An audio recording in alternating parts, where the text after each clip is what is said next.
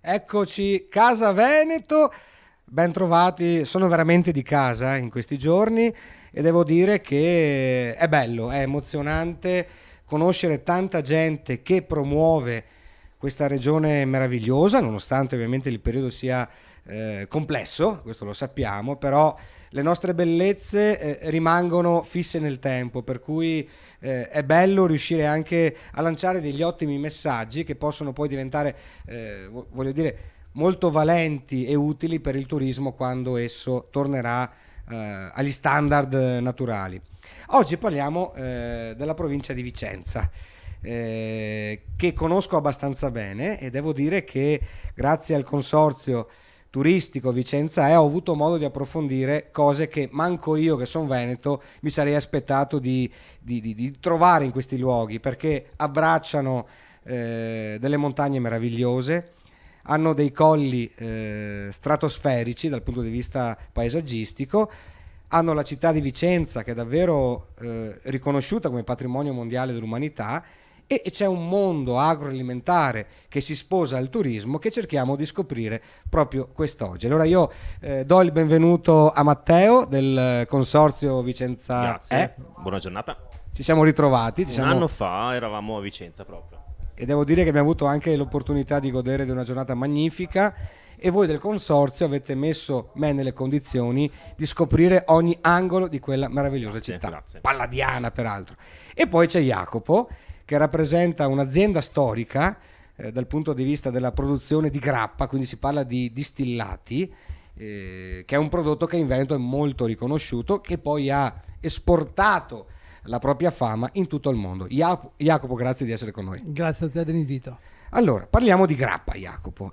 Poli è un marchio che tutti conoscono, insomma, poi c'è chi consuma grappa, chi meno, però il marchio è molto celebrato dal punto di vista della qualità e della storia. Come nasce questo prodotto? Beh, la distilleria Poli nasce nel 1898, quindi ha radici molto profonde nel Veneto. La mia famiglia abita nella stessa zona da 600 anni, pensa un po', e dal 1898 ci occupiamo di grappa. La distilleria è nata ad opera del mio bisnonno e ancora oggi è nelle mani della mia famiglia. Sono io con i miei fratelli e mia moglie a portarla avanti. La grappa è un prodotto che è proprio nel DNA dei Veneti, è nata ai piedi delle Alpi, ai piedi dell'arco alpino, ai piedi della pedemontana veneta e ha trovato proprio nella culla della pedemontana il posto giusto per nascere e svilupparsi.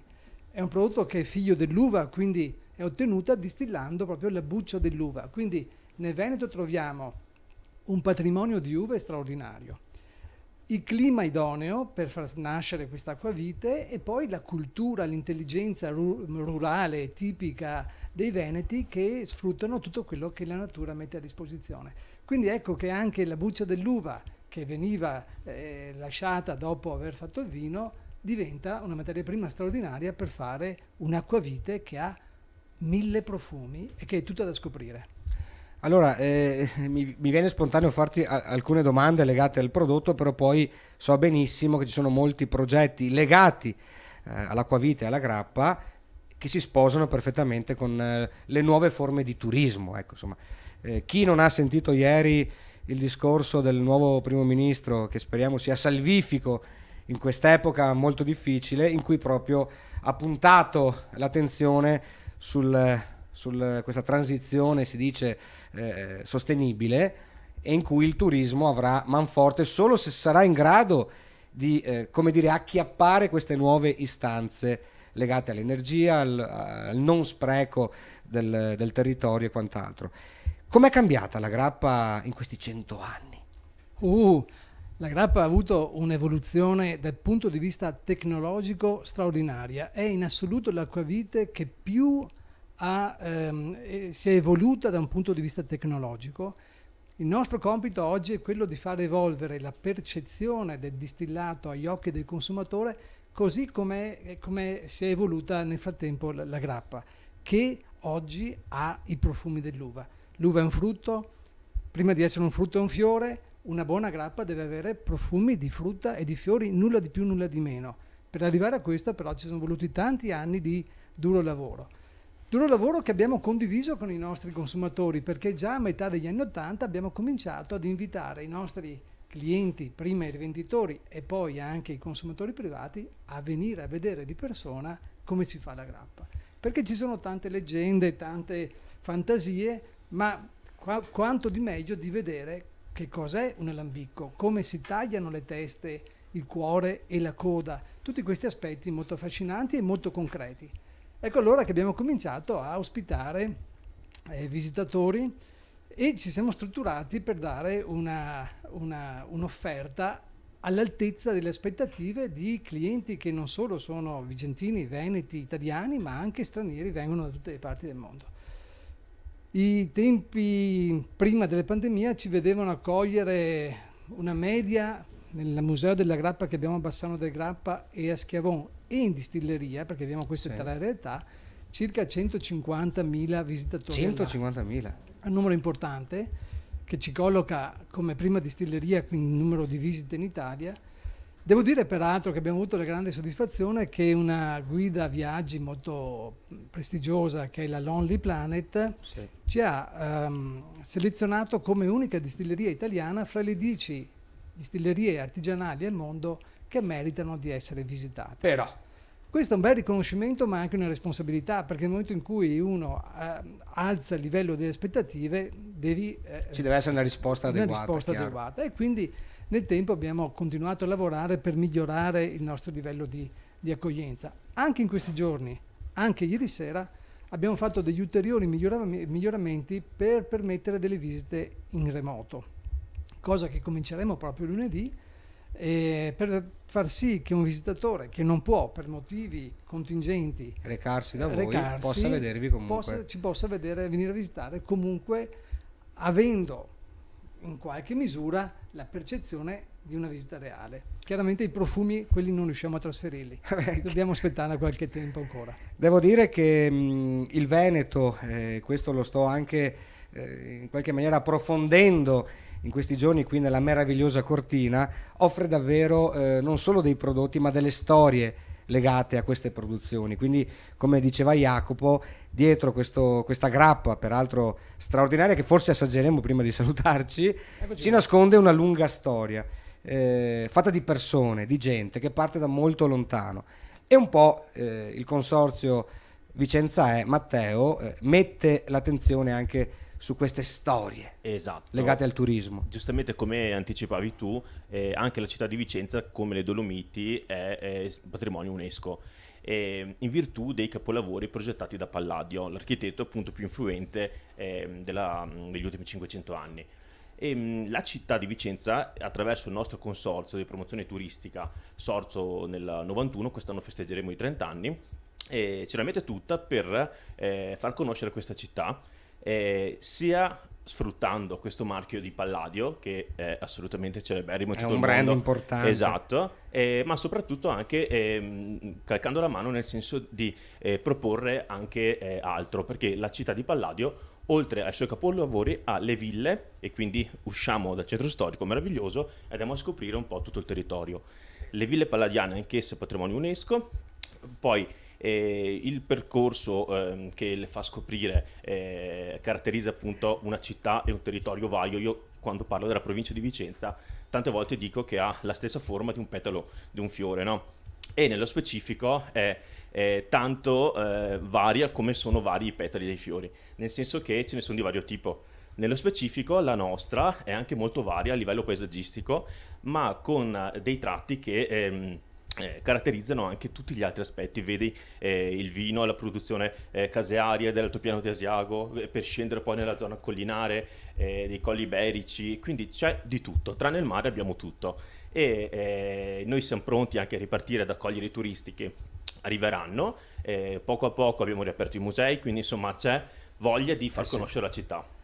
La città, e devo dire che la provincia di Vicenza in questi ultimi 2 anni della mia vita sta diventando per me una realtà abbastanza acquisita, tanto che poi ne parleremo anche con Carla, che è qui con noi dietro le telecamere. stiamo organizzando un bel viaggio tra Recoaro e le piccole Dolomiti, insomma, Esatto. che forse sono luoghi che hanno meno visibilità rispetto alle Dolomiti classiche dove siamo in questo momento, o appunto alle città d'arte, però nascondono in sé bellezza, storia e, come dire, pensieri evocativi che cercheremo in qualche maniera di approfondire. Vedevo, Jacopo, che su questo tavolo ci sono 3 grappe diverse, hanno che un colore diverso. Scusa la mia ignoranza, che differenza c'è tra l'una e l'altra? Allora, guarda, come il vino, non c'è solo un vino, ma ci sono tanti vini a seconda del vitigno, delle varietà di uva, della zona di origine, della tecnica di vinificazione e così via.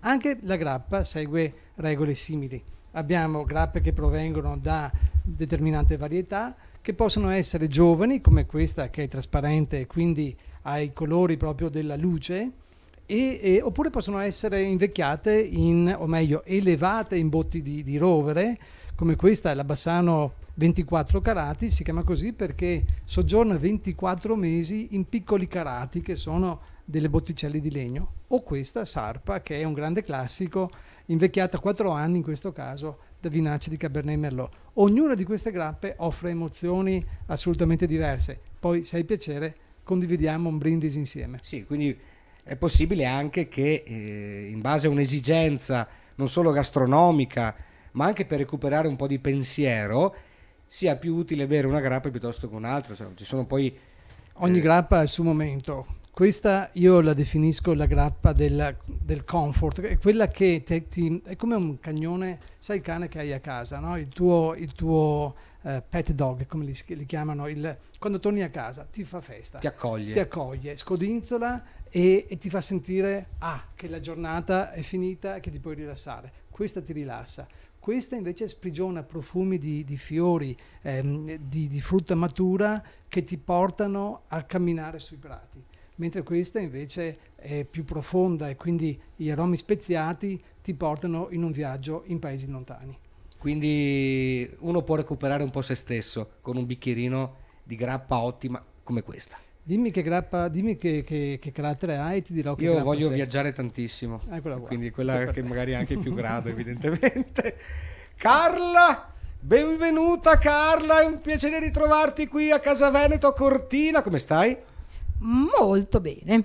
Ecco, Carla è una donna importante per la nostra regione perché nonostante la giovane età è da molti anni che promuove Vicenza intesa come provincia, come area geografica importantissima per il Veneto e mi sembra che sempre di più si parli della vostra realtà geografica. Cosa state facendo? Diciamo che ho il numero 1 come dipendenti del Consorzio Vicenza e questo è altrettanto un onore come un onere, perché appunto la mia esperienza anche, e questo lo faccio regolarmente, viene data ai ragazzi. Come avete visto, noi diamo molto spazio ai giovani, alle nuove generazioni, alle contaminazioni che arrivano dal mondo dei giovani. Noi promuoviamo da 30 anni, abbiamo fatto come prima operazione proprio nel 1994, abbiamo dato un brand alla destinazione con il logo UNESCO e in Italia non si sapeva cos'era. Poi piano piano, grazie forse anche al nostro lavoro proprio di dare le esperienze che facevamo positive a tutti, il logo UNESCO è diventato un punto di riferimento per tutti, al punto che Prosecco piuttosto che Dolomiti hanno ritenuto che questo brand è riconosciuto al mondo ed è essenziale averlo. Importante è mantenerlo, quindi certo. È chiaro, la custodia, la conservazione, eccetera.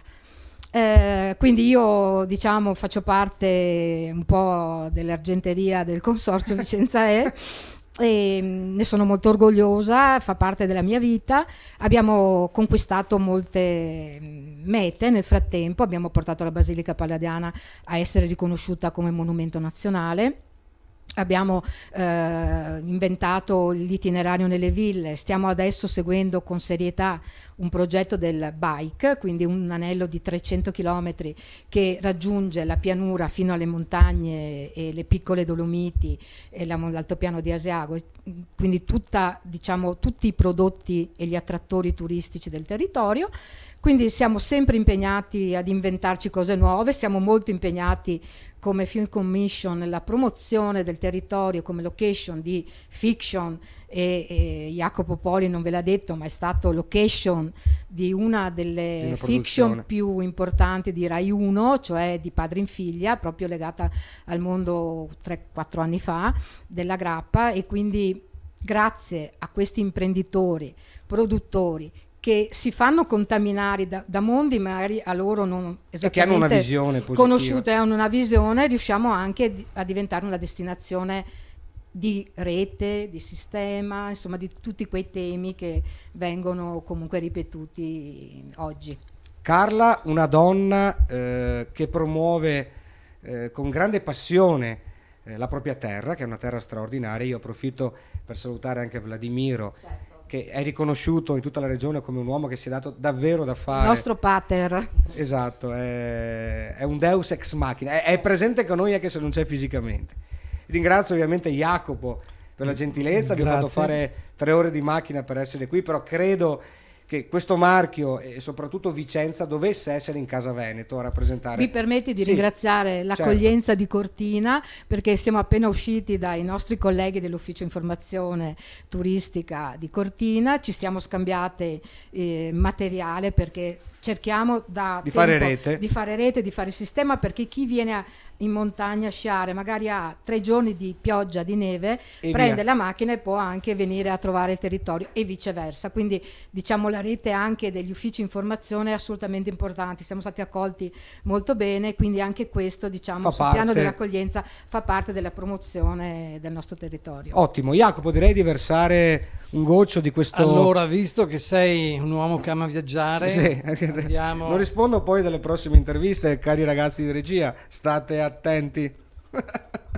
Andiamo a esplorare i paesi lontani. Viaggiamo dal cuore di Cortina con un pensiero sempre rivolto al buon caro vecchio Ernest Hemingway, che qui alloggiava e qui trovava ispirazione. Faccio il Rasentin, esatto. È un'altra usanza, tradizione che andrebbe raccontata con calma. Il caffè. Il Rasentin è il rituale veneto per antonomasia. Dopo il caffè si risciacqua con qualche goccia di grappa ed è meglio di un qualsiasi dessert. E si inizia questo piccolo viaggio. Grazie Jacopo, grazie Vicenza, Buon grazie viaggio. Vicenza grazie Matteo, grazie Carla, e viva la Grappa Poli, e viva Jacopo, e viva il Veneto, e viva!